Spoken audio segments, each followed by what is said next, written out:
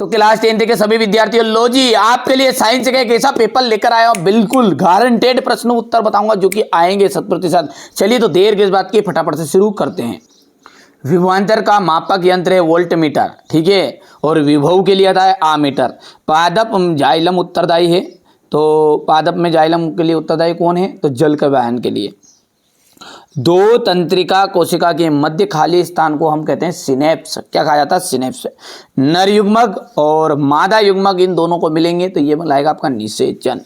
विद्युत धारा का ऐसा ही मात्रक हो गया एम्पियर, ठीक है भैया।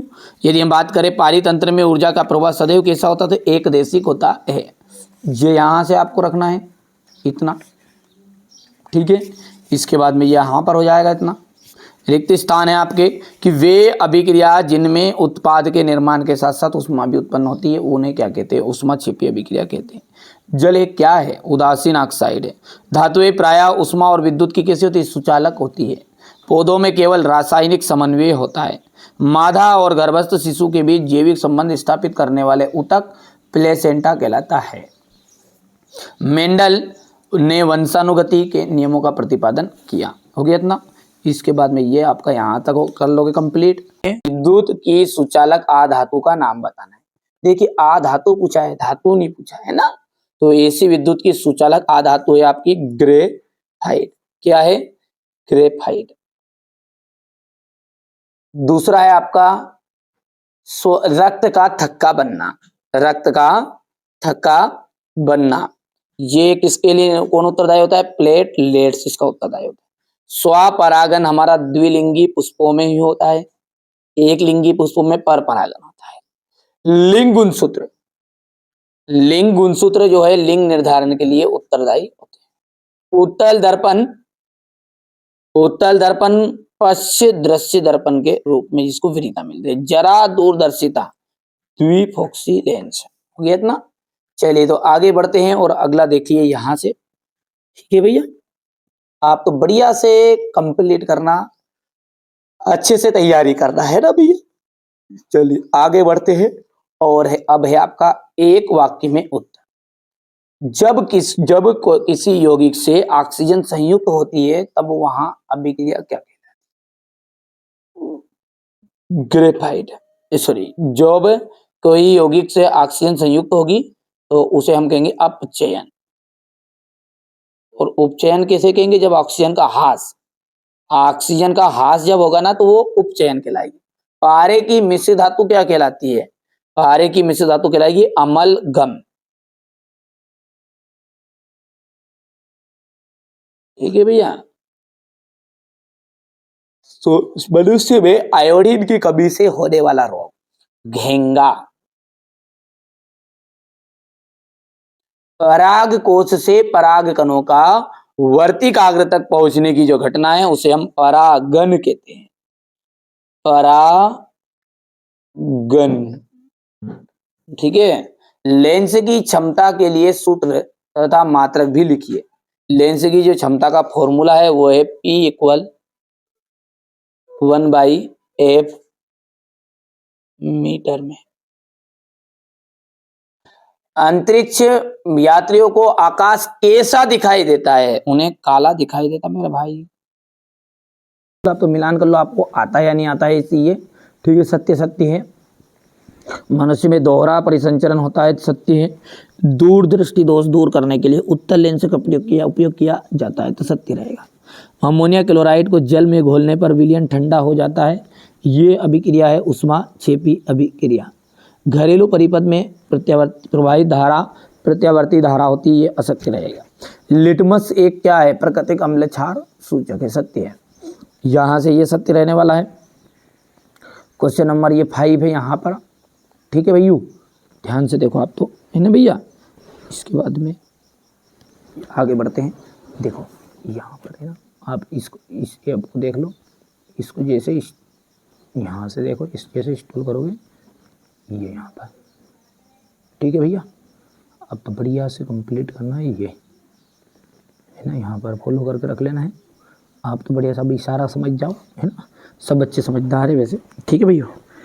फॉलो करके रख लेना। तेल एवं वसायुक्त पदार्थों को नाइट्रोजन से क्यों प्रभावित किया जाता है? किसी पदार्थ एक्स विलयन का उपयोग सफेदी के लिए किया जाता है। ध्वनिक और सोनोरस किन्हें कहते हैं? उदाहरण दीजिएगा। आयनिक यौगिकों के गलनांक उच्च क्यों होते हैं? निम्नलिखित संरचनाएं चित्रित कीजिए। एथेनोइक अम्ल और ब्रोमोपेंटेन। हाइड्रोकार्बन का उदाहरण देकर समझाइएगा। पाचक एंजाइम के कार्य। हमारे शरीर में वसा का पाचन कैसे होता है? यहाँ प्रक्रम कहाँ होता है?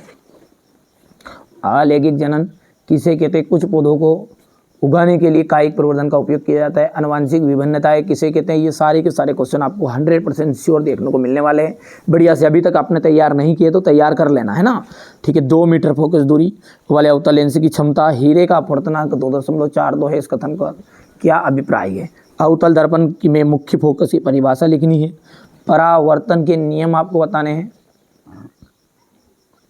यहाँ से देख सकते हैं ओम का नियम हो गया। इसके बाद में यहाँ पर है फ्लेमिंग का वाम हस्त का नियम बताना है। फ्यूज तार क्या है? अपवर्तनांक से आप क्या समझते हैं? गोली दर्पण की वक्रता त्रिज्या को परिभाषित करना है। पारिस्थितिकी क्या है? पारिस्थितिकी के प्रमुख घटक कौन कौन से? आहार जाल और खाद्य श्रृंखला में अंतर बिल्कुल श्योर आ रहा है 100%।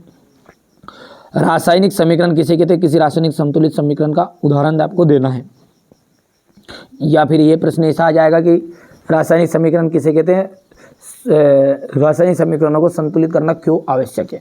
वियोजन अभिक्रिया संयोजन के विपरीत क्यों कहा जाता है? इन अभिक्रियाओं के लिए आपको समीकरण बताना है। प्रत्यवर्ती चाप का नामांकित चित्र हो गया है। 3 पादप हार्मोन्स के नाम और कार्य नहीं किए तो कर लो, अभी भी मौका है ना। अभी सॉल्यूशन दे रहा हूँ इन सबका।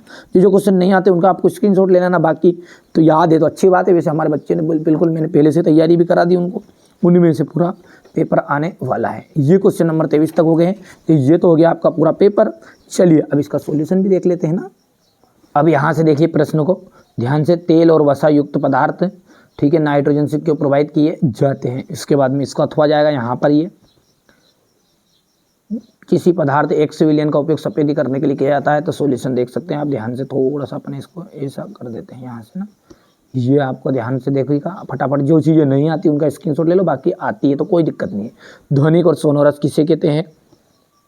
आयनिक यौगिकों के गलनांक उच्च क्यों होते हैं? हो गया। विभिन्न संरचनाएं चित्रित कीजिएगा। यहाँ से क्वेश्चन नंबर 7 हो गया। ये ब्रोमोपेंटेन। हाइड्रोकार्बन क्या है? उदाहरण देकर समझाइएगा। पाचक एंजाइमों के कार्य बताने हैं। हो गया इतना। हमारे शरीर में वसा का पाचन कहाँ होता है? ये आप देख सकते हैं। यहाँ से हो गया इतना। अलैंगिक जनन किसे कहते हैं? कुछ पौधों को उगाने के लिए कायिक प्रवर्धन का उपयोग किया जाता है। हो गया। आनुवंशिक विभिन्नताएं किसे कहते हैं? 10वां हो गया है।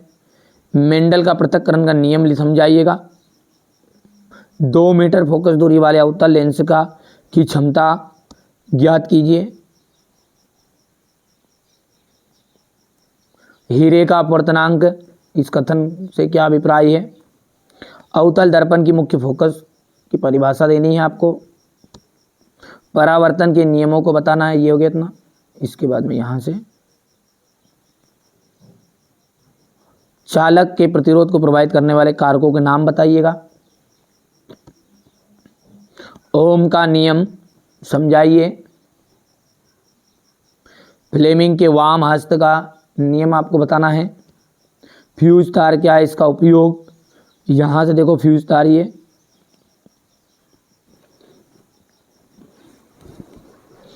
ठीक है भैया। इसके बाद में आगे बढ़ते तो अपवर्तनांक से आप क्या समझते हैं? गोली दर्पण की वक्रता त्रिज्या को परिभाषित कीजिएगा। पारिस्थितिकी क्या है? पारिस्थितिक तंत्र के प्रमुख घटक कौन कौन से हैं? हो गया ये।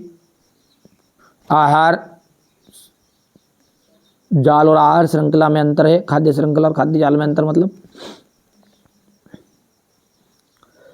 ठीक है। इसके बाद में रासायनिक समीकरण क्यों किसे कहते हैं? और संतुलित रासायनिक समीकरण का उदाहरण है।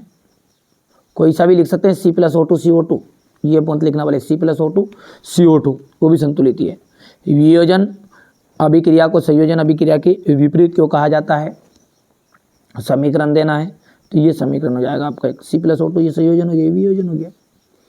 प्रतिवर्ती चाप का नामांकित चित्र बनाना है। ये इस तरह से आपका चित्र रहेगा, वैसे कंप्लीट कर लिया है हमारे बच्चों ने। 3 पादप हार्मोन्स के नाम और उनके कार्य, ठीक है। तो ऑक्सिन आ गया है, साइटोकाइनिन है, तीसरा है जिबेरेलिन।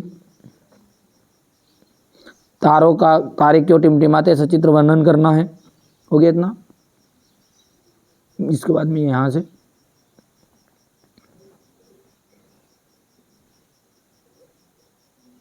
अम्ल और क्षार में कोई 4 अंतर बताना है। विरंजक चूर्ण के 2 उपयोग और प्लास्टर ऑफ पेरिस के 2 उपयोग बताने हैं। धोने का सोडा, ये विरंजक चूर्ण, plaster of Paris, baking soda, इनके तो उपयोग और सूत्र रासायनिक नाम याद करके ही जाइएगा। आ रहे हैं इनमें से कोई से भी 2 आ जाएंगे। ये क्वेश्चन नंबर 14 है आपका, सॉरी